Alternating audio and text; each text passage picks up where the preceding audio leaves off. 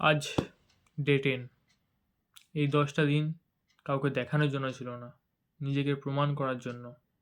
এই যাত্রায় অনেক রাত একা কেটেছে, অনেকবার মনে হয়েছে আর না, আজ থাক। কিন্তু তবু আমি উঠে দাঁড়িয়েছি, কারণ আমার লড়াইটা শুধু স্বপ্নের জন্য না, আমার পরিবারের জন্য, আমার ভবিষ্যতের জন্য।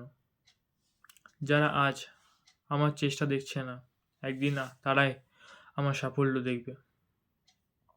মনে রেখো, চুপচাপ কাঁদতে কাঁদতে যে মানুষটা নিজেকে গড়ে তোলে, তার সামনে একদিন দুনিয়া মাথা নোমায়। আজ আমি ক্লান্ত হতে পারি, কিন্তু থামবো না,